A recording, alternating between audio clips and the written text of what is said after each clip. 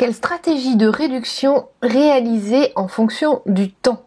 C'est la question qui m'est posée aujourd'hui et auquel je réponds. Bienvenue sur la chaîne J'affiche complet, la chaîne sur laquelle je partage pour vous des méthodes et stratégies de revenu management issues de mes 10 années d'expérience pour vous aider à maximiser votre chiffre d'affaires. Si vous n'êtes pas encore abonné à cette chaîne, il faut impérativement que vous le fassiez. Cliquez sur le bouton s'abonner juste en bas et sur la cloche qui va me permettre de vous informer quand je publie une nouvelle vidéo sur la chaîne. Alors la question auquel je réponds aujourd'hui, elle est venue de la part de LPS Info Seb qui me demande moi je ne sais pas quelle stratégie de réduction en fonction du temps avant que le client loue, ainsi que la question de l'inventaire et la durée de séjour.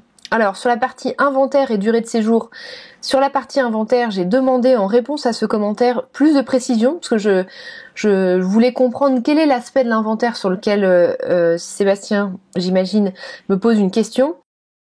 Sur la partie durée de séjour, j'ai déjà réalisé dans le cadre du défi une vidéo que je vous mettrai en information pour vous permettre de la retrouver et d'en prendre connaissance si vous ne l'avez pas encore vue.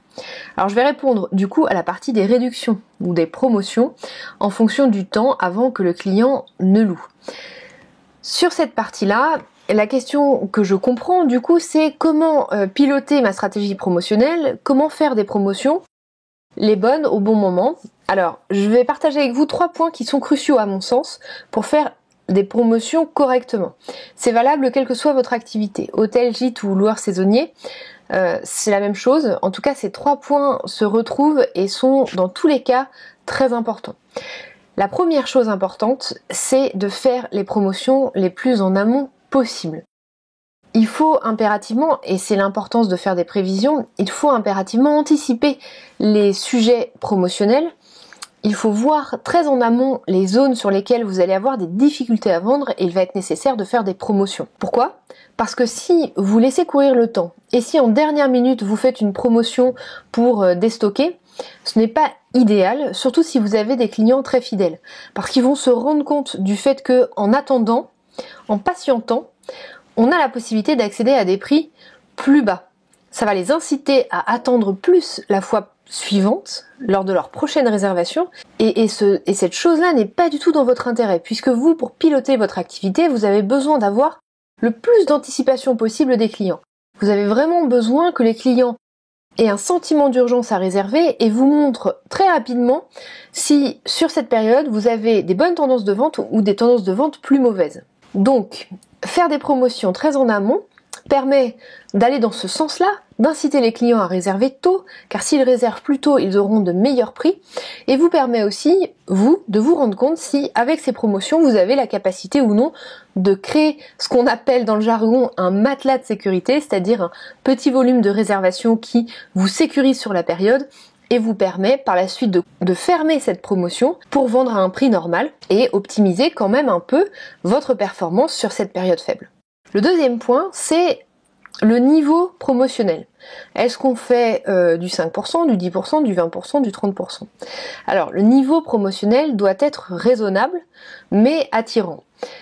Il faut évidemment que le niveau promotionnel que vous proposiez soit intéressant, en tout cas perçu par le client comme suffisamment intéressant pour l'inciter à réserver.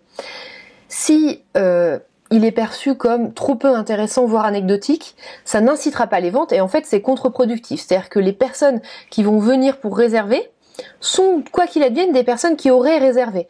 Donc si vous faites une réduction par exemple de 5%, qui ne réussit pas à convaincre des clients qui hésitent, entre vous et un concurrent par exemple, ce n'est pas utile. Parce que les seules réservations que vous allez obtenir vont être des réservations de personnes qui de toute façon avaient déjà pris la décision de venir chez vous et en plus ça se fera à 5% moins cher. Vous êtes 100% perdant dans cette situation. Donc il faut trouver le juste équilibre entre quelque chose qui ne détruise quand même pas votre performance et quelque chose qui attire les clients. Dans ce cas-là, il peut être intéressant, si vous n'avez vraiment pas du tout d'expérience sur ça, de faire des tests pour vous permettre de vous rendre compte si tel pourcentage est plus ou moins intéressant. Alors j'attire votre attention sur le fait aussi que vous pouvez inciter la réservation des clients par autre chose que de la réduction tarifaire. Si vous faites trop de réductions tarifaires, et donc là je pars dans les extrêmes, mais si vous faites trop de réductions tarifaires, à un moment donné, vous allez, dans l'esprit de votre client, dévaloriser la valeur perçue. Et il sera très difficile de faire passer à votre client le vrai prix, en fait, de votre établissement, de votre gîte ou de votre bien immobilier. Donc, pour éviter un excès potentiel, vous pouvez par exemple offrir du service, offrir un cadeau, offrir des petits bonus qui vont inciter le client à venir chez vous plutôt qu'ailleurs, mais qui ne détruiront pas la valeur perçue dans son esprit de ce que vaut votre service. Le dernier point que je vous recommande et qui fait partie des 3 points cruciaux quand on veut faire de la promotion, c'est de faire un calcul d'impact financier.